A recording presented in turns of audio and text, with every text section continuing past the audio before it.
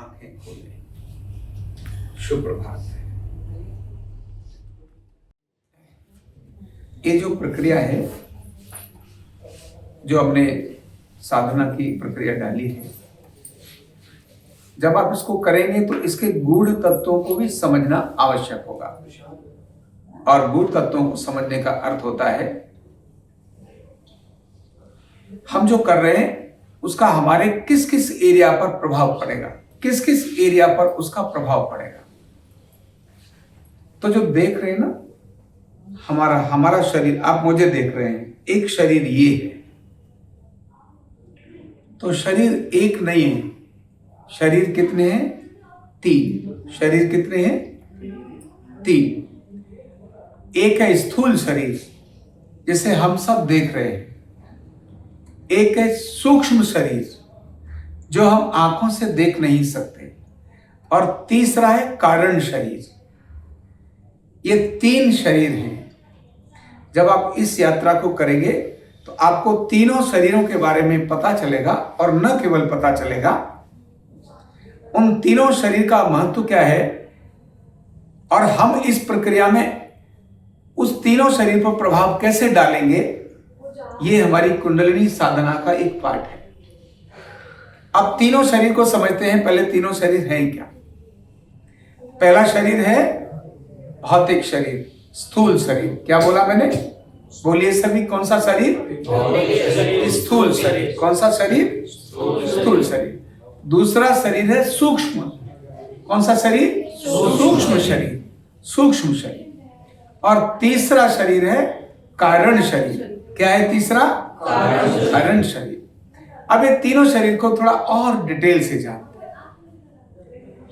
एक सूक्ष्म शरीर और भौतिक शरीर, यानी जो हमारा स्थूल शरीर है, तो स्थूल शरीर ये मर जाता है, ये पैदा होता है और मर जाता है। ये शरीर 5 तत्वों से मिलकर बना है। कौन कौन से? पृथ्वी, जल, पावक, गगन और शमीर। मतलब धरती, जल, वायु, अग्नि और आकाश। सबसे पहले निर्माण हुआ आकाश का, उसके बाद निर्माण हुआ वायु का।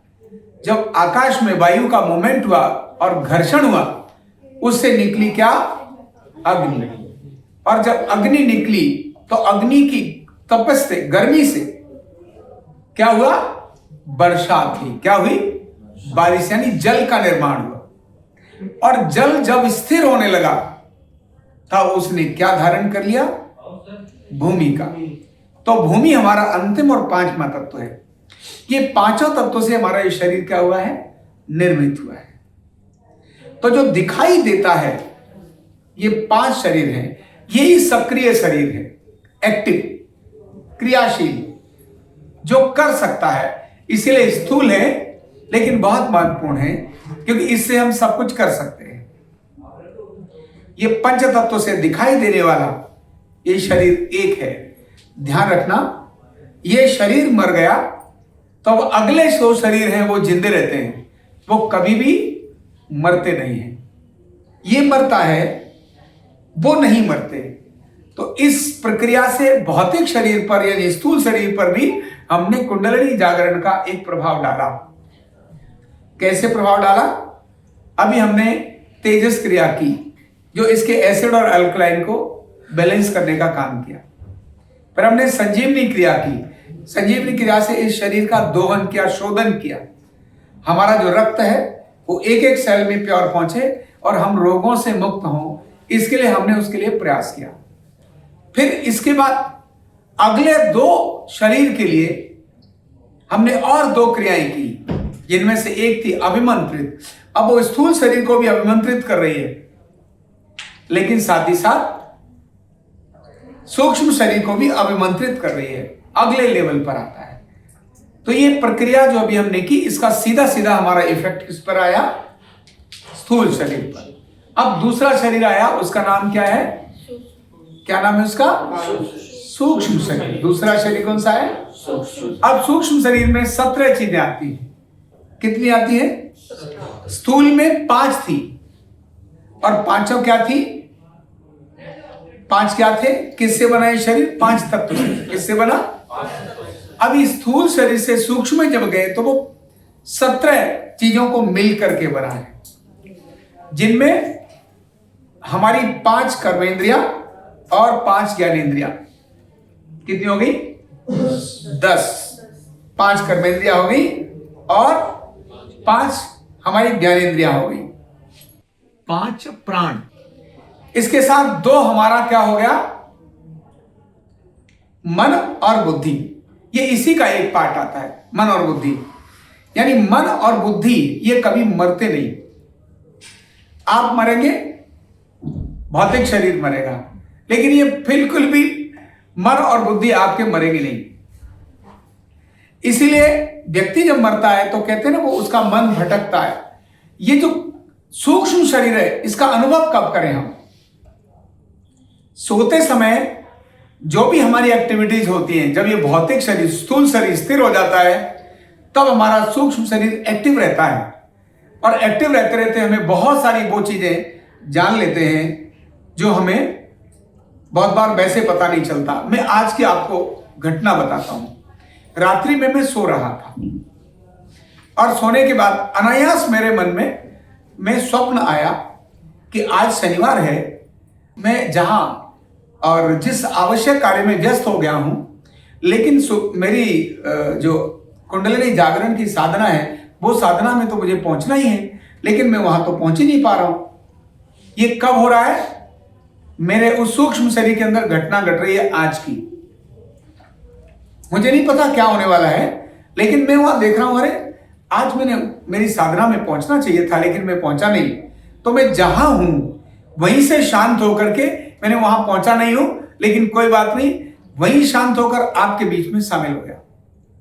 मैं देख रहा हूं, लेकिन मेरे मन में उसका कमी महसूस कर रहा हूं, अरे मुझे जाना था, मैंने उनको कम्युनिकेट नहीं किया। मैं बोल रहा हूं उनको, मैंने कम्युनिकेट नहीं किया, और वो साधना तो होनी थी और वो तो प्रक्रिया चलनी थी। ये मैं स्वप्न में देखता हूं। जब सवेरे में जगा और मेरी प्रक्रिया 5 बजे से शुरू हुई, जो रूटीन में होती है, मोबाइल तब तक मैं नहीं देखता। मैं मोबाइल के व्हाट्सएप, जब मेरी प्रातःकाल की प्रक्रिया हो जाती है, उसके बाद मोबाइल ऑन करने के बाद मैं व्हाट्सएप देखता हूं। और 7:30 बजे जब मेरा निकलने का समय था तो मैं व्हाट्सएप देखा। व्हाट्सएप देखते ही उसके अंदर संदेश आया कि हमारी संतोष बहन जी है, उनका निधन हो गया है। उनका मैसेज आया है उनके बेटे का कि माता जी ऐसे ऐसे चली गई हैं। मैंने तुरंत कहा, अरे मेरी तो अध्यक्ष हैं, और क्योंकि मैं भी एक उनका पुत्र हूं, तो मुझे तुरंत वहां जाना चाहिए। और मैं यहाँ की प्रक्रिया को, राहुल जी को बाकी संदेश देते हुए मैं वहां चला गया। अब मैं वही चीज देख रहा था कि रात्रि में मुझे स्वप्न आ रहा है और मुझे वहां दिखाई दे रहा है कि मैं अपनी कुंडलिनी जागरण की साधना में नहीं हूं। मतलब मुझे कैसे पता है? संदेश तो मैंने सुबह देखा।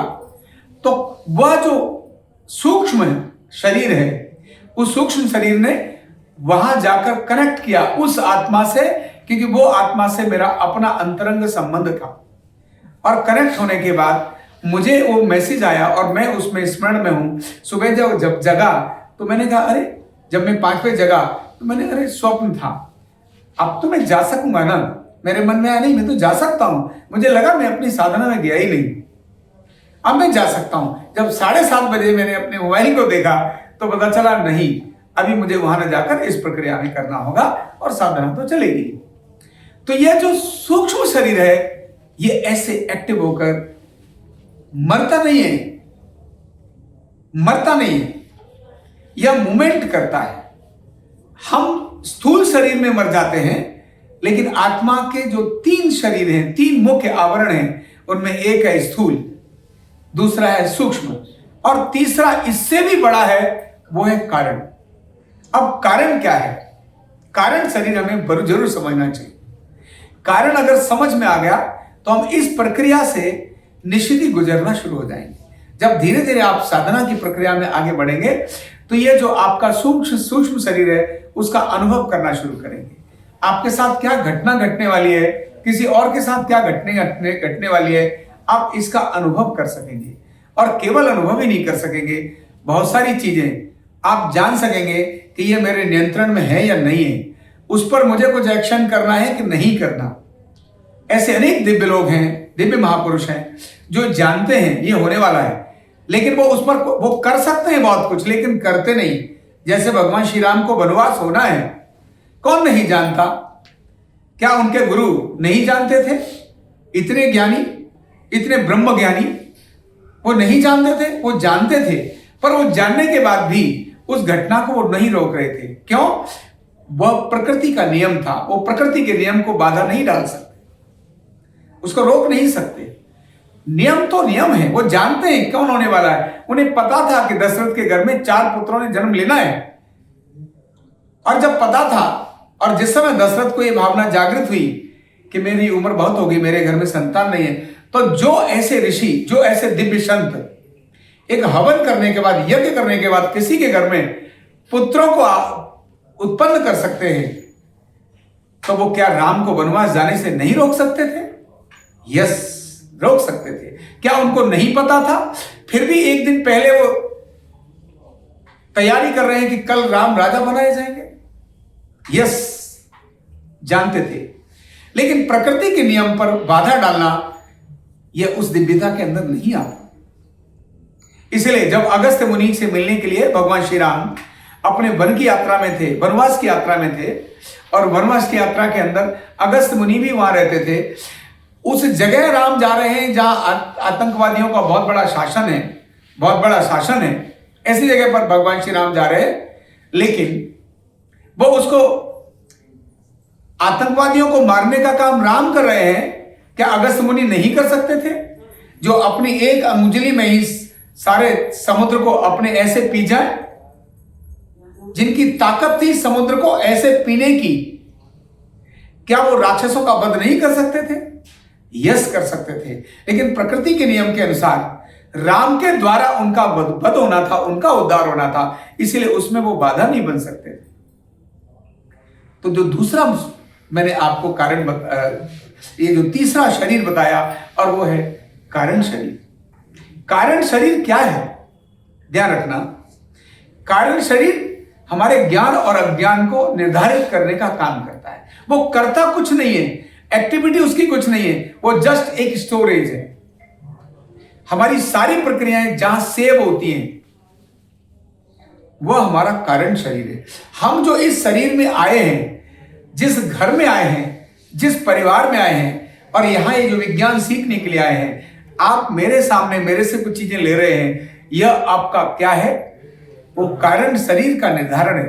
अनेक लोग यहां आने के बाद ऐसा भी हो सकता है जो यहां से जा सकते हैं, लेकिन वो कारण, कहते हैं ना, कुछ घटना हो रही है, इसके पीछे कोई तो कारण होगा, बोलते ना, कोई तो कारण होगा। ये लड़ाई हो रही है, इसके पीछे कोई तो कारण होगा, यानी कुछ तो वो है बीज जो वहां नजर नहीं आ रहा, लेकिन उसके कारण से वो सारी घटनाएं घट रही हैं। कारण यानी मेमोरीज, यानी वो स्टोर, यानी वो मेन चैनल, यानी सबसे महत्वपूर्ण अगर कोई एक शरीर है तो वो कारण शरीर है।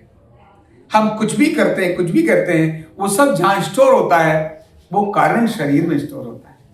ध्यान रखना, कारण शरीर में हमारे अच्छे और बुरे कर्म भी निर्धारित होते हैं, उनके आधार पर ही हमको फिर से जन्म लेना पड़ता है।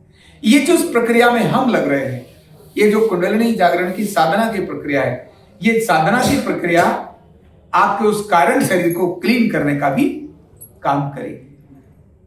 तो इसलिए इन तीनों शरीरों पर यह कुंडलिनी जागरण की यह साधना आपके लिए बहुत ही यूनिक काम करने वाली है। धीरे धीरे बढ़ते चले जाएंगे, आपको ध्यान में आएगा, वाह क्या हो रहा है। आप देखेंगे ये मुझे पता था, लेकिन फिर भी आप शांत थे। ऐसा बहुत बार होगा, पर इसके लिए आवश्यकता है सतत साधना, सतत साधना, सतत साधना, करना करना करना करना। जब ये करेंगे तो भौतिक शरीर पर भी अच्छे इफेक्ट आएंगे।